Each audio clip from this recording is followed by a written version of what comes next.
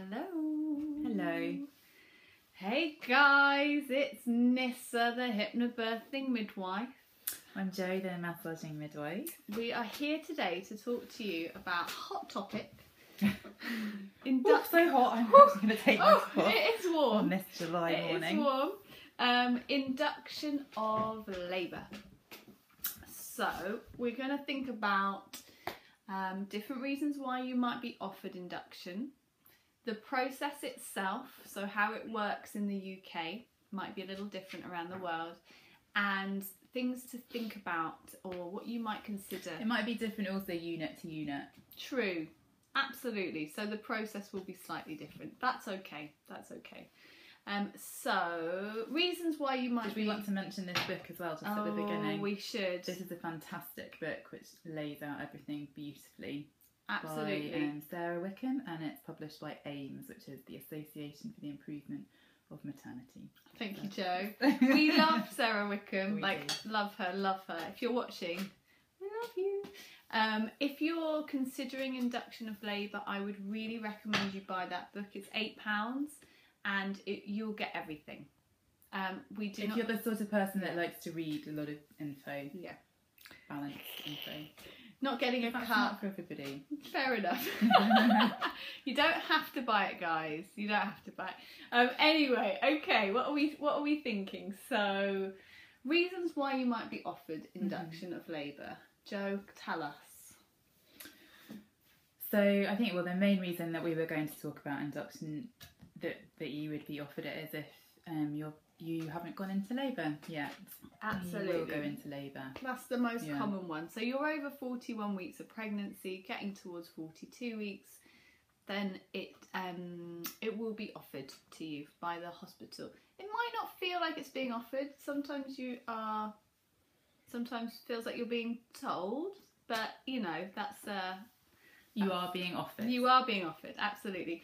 Other reasons, and invited. Yeah, absolutely, invited. Other reasons that you might be offered and invited induction of labour could be if you have gestational diabetes, if it's been picked up on a scan that your baby isn't growing at the normal rate, if the placenta's not working as well. There's a lot of different reasons. If you feel your baby isn't moving well. Yeah. And those reasons are a little bit separate to this video. So it's really good if you're in that category that you really talk in detail to your doctor. To your doctor. So that's a really good thing to do. So we're focusing more on straightforward induction of labour because post dates. Absolutely. So that's the reason why. What next? So the process. So this is the way it works where me and Jo work. It's a very busy central London hospital. So do take it with a pinch of salt, ladies. And if you're going to another hospital, the process might be slightly different. So the way it's a process. It's like a ladder. So it's a step-by-step guide to encourage your labour to start, encourage your cervix to open. We talked about cervixes a lot. We have in our previous last video. Yeah. So if you want to learn a bit more about natural ways to go into labour or sweeps, there's a couple of videos about that you can click through. But today we are really just thinking about the process of induction. So you may or may not have had a sweep already. That will have happened probably in the clinic, maybe at home. Maybe at home, yeah. Could be. And then might have been with a doctor or a midwife. Could have been, absolutely. And then if you've said yes, you're happy to have induction of labour, you will go into the hospital. And the first step normally is that you would be popped on the monitor for a half an hour, and we'll just have we'll get a picture of how your baby's heart rate is, and if you're having any contractions already or any surges, and that gives us a good idea of how baby's doing, really. What's next, Jo? What's next? So if everything's fine with that, then your midwife is likely to give you an examination, which means putting 2 fingers inside you with a glove, using some lubricant and seeing if the midwife can find your cervix and what is happening with your cervix. They then give you something called a Bishop's score, which you may want to know about and you may not. But this Bishop's score we use assesses what's happening with your cervix, where the baby's head is, and what is the best course of action for the next stage. And then depending on that number, so the Bishop's score, a plan will be made. So if your cervix hasn't changed much, you know, it's still quite... It hasn't started to change. Yeah, it's at the back, it's closed, it's long. Then you can be offered a tiny little pessary on a string. It's like a tiny tampon. Not every hospital will be using this pessary. Could be another option. Yeah. We use it where we work, and it gets put inside, normally tucked behind your cervix if possible, and it releases a dose of prostaglandins which encourages your cervix to start to open. So that can stay in for 24 hours. And some hospitals will send you home with that in, depending on, you know, where you live, how you feel about that. But the best place to get into labour is where?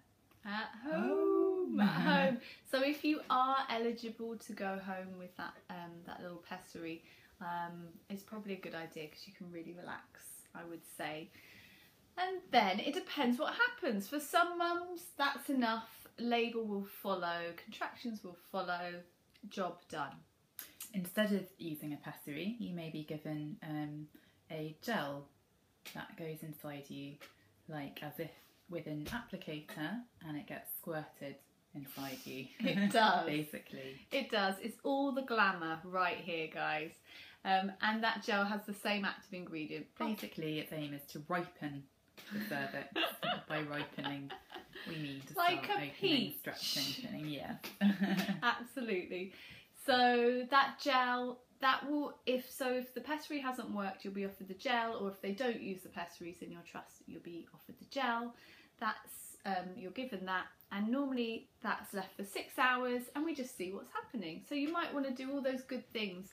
You're walking, you're eating, you're drinking, bouncing on the ball, having a bit of rest at the same time, using some good clary sage oil, having a massage, all good stuff. Maybe have a shower. Moving, upright, absolutely. And if that doesn't get you there, with the regular contractions, the cervix opening, you may need a second dose of the gel. Then the next step. So it's very much a process, and by this time you may have been in the hospital for 24 hours or 48 hours. So it is good to be prepared for that kind of time frame and know that that's normal, especially with a first baby. Perhaps your cervix would have opened enough, but your contractions aren't regular, or they aren't strong or long enough, and at that point you'll be offered to have your waters broken. So that's again done with a vaginal examination and a little plastic rod which just nicks the bag of waters inside to allow them to break. Not painful. And it sounds weird, doesn't it? It's not so bad, ladies. It's the same as having an examination, really. And often with the waters gone, the baby's head will come down a little bit, push on the cervix, and that may start some more regular, stronger contractions for active labour to kick in. Absolutely. That might be enough. So that might be you done. You're in strong labour. Labour can continue as it would normally. And the last one really on the process. So if you're still not there with that whole process, you'll be offered a drip. So drip goes probably into your hand or your arm. A little tube into your hand or somewhere up there. That has got syntocinon in it, and syntocinon is artificial oxytocin, and oxytocin is what we need to make our uterus contract regularly. So this is given to you very, very slowly through a drip, whilst monitoring the baby to make sure the baby is happy with that process. And the object of giving you that those artificial contractions is to make labour to happen. Now you've got no waters, and that can give your body a good tickle to get labour happening. It does do that. And it started at a low dose. I know it has a different name in America. I can't remember. Pitocin. Yeah. So if you're in the States, ladies, it's the same thing. Oxytocin, syntocinon, and what Joe just said. Yeah, and as we said, it's titrated. So we start off small and then we increase if the baby is fine with it. We see how many. We want regular contractions, and everyone has different sensitivities. And how you feel about having that drip. So some mums will opt to have an epidural before the drip started, which is understandable because it can feel intense. Because they're artificial contractions, so they're not like this. They can be more like that. Yeah, they feel a little different. I have definitely supported a good few mums that have had that drip with no epidural. Me too. Coped really well. It's whatever works for you. Absolutely. The reality is, with an induction, if you've got to that stage, you may already be quite tired. And being kind to yourself is really, really important. Really. So it's a process, ladies. So the thing to think about is, do you want to go for induction if you're post dates? So it's a big one, and it's very individual. There is no really right or wrong. It's about weighing up your individual circumstances, talking about it with the midwife or the obstetrician if you've got questions, and making sure you understand exactly what's what, making sure baby's well, really happy as well. A really simple, handy tool that can help you with that, or with any kind of circumstances that aren't on your birth plan or out of your, what you were thinking was going to happen, is a little an acronym called Brian. So I would write this down, guys. So write down Brian, and what it stands for is a series of questions you can ask your care provider about the intervention or about whatever's been offered, and you're asking, so to your doctor or midwife, can you tell me a bit more about the benefits of induction of labour? They'll give you some information. Are there any risks associated with induction? What does your own instinct say? So how do you feel? Are you fed up and you're ready to go? You really want to have the baby, or do you feel really well, baby's active, and you want to negotiate another day or two before you go down that route? Don't know what I'm saying.